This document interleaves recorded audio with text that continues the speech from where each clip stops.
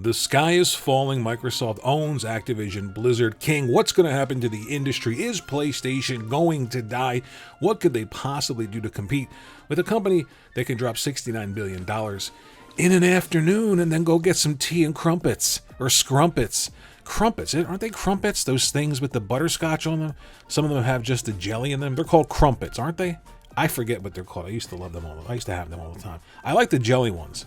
Not too much the butterscotch.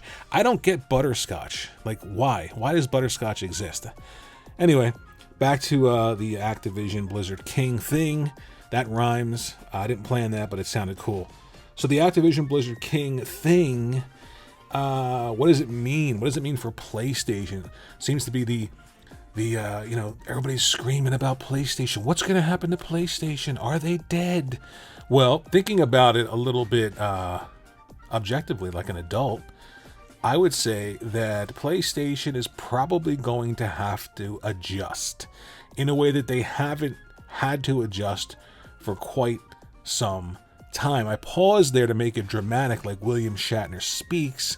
I don't know if it worked. Let me know in the comment section below. What I mean by adjust is that they've relied heavily on the income from third-party games. In particular, let's hyper-focus in on Call of Duty, even though there are quite a number of other games that they rely on for that revenue that are third-party.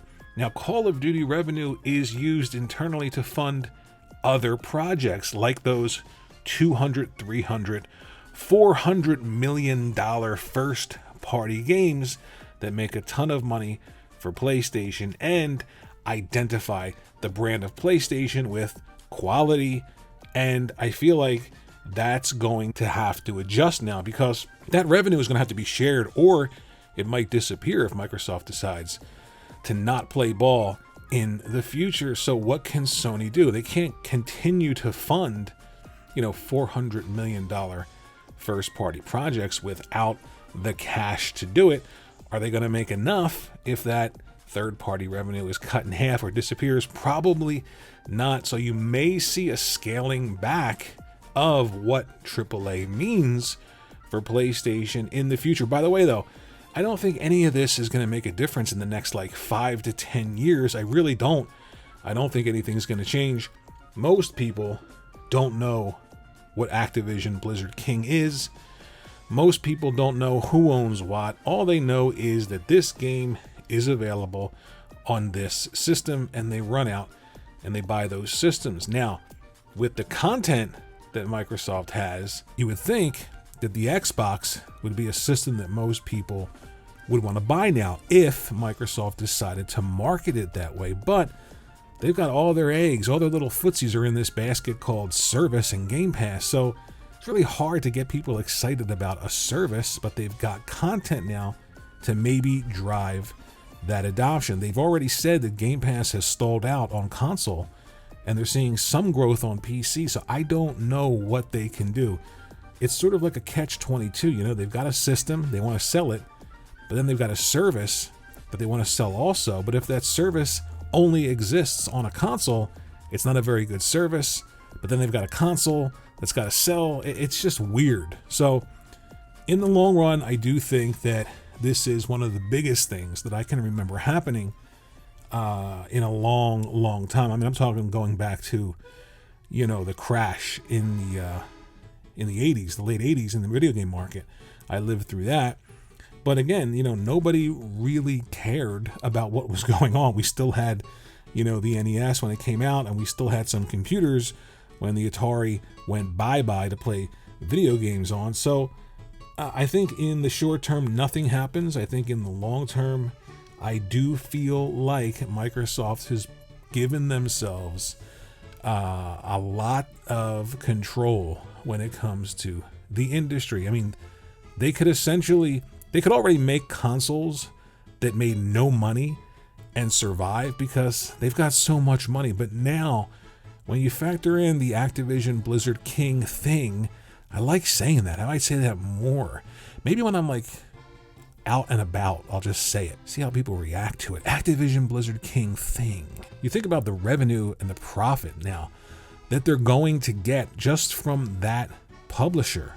they could essentially make Xboxes that sold zero and not feel it forever, which is impossible. They're going to sell some. So I feel like, a future for Xbox consoles is pretty much secured if Microsoft wants to stay there with this acquisition. I feel like the idea that the top publishers, money-wise, every year that people pay attention to, at least now when you add in all this revenue and profit, Microsoft and Xbox will probably be within the top 3 or 5 every single year. And now Xbox, as its own thing within Microsoft, is probably going to make a lot more money, and relying on, that Windows money to make things look good will probably disappear in the future because of the Activision Blizzard King thing. But I don't know if it means that PlayStation is done.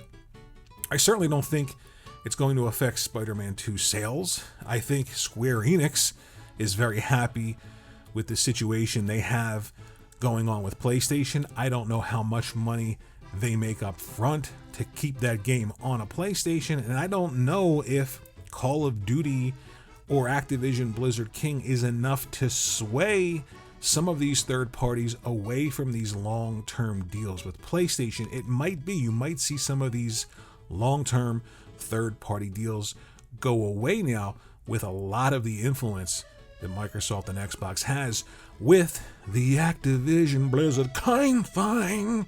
But I'm trying to sound like Jeff Goldblum, but I do feel that in the short term, there's nothing to worry about. In the long term, look, there's really nothing to worry about. We can't control what happens. We can't. We cannot change what's going on. The only thing we can do is find a place to play really good games and play them. Now, you may find yourself in the future behind the wheel of a large automobile. There is water at the bottom of the ocean. I had to break off into that song when I said you may find yourself. What I meant was you may find yourself in the future playing games on an Xbox. Can you believe it, folks? You may be one of these PlayStation fanatics, and you're just going to say, wow, there's so many good games there that are exclusive. Or maybe services become a little bit bigger. I don't know. I know it's sacrilege. You're probably saying, oh my God, I've got to unsubscribe from this channel right away. I'm hearing things that I don't want to hear. It happens all the time. I'm going to say things because I want to say them. I don't care if you friggin' subscribe or unsubscribe. Aight. So, let me know what you think in the comments section below about what I talked about. Do you think PlayStation is in trouble, or do you think they're going to pivot and maybe become more insulated like Nintendo is, and more, I guess, reliant on their own IPs versus making tons of cash from third party, maybe scaling back the money they spend on their own IPs, but getting more of them out there.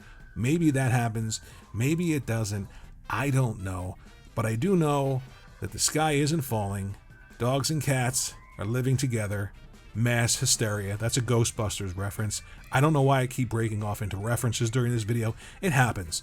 Again, I would love it if you think about liking and subscribing to this channel so that I could be a professional YouTuber and make enough money in ad revenue to buy a stick of gum. It would be incredible. Incredible. Thanks for watching the video, and I'll see you in the next one.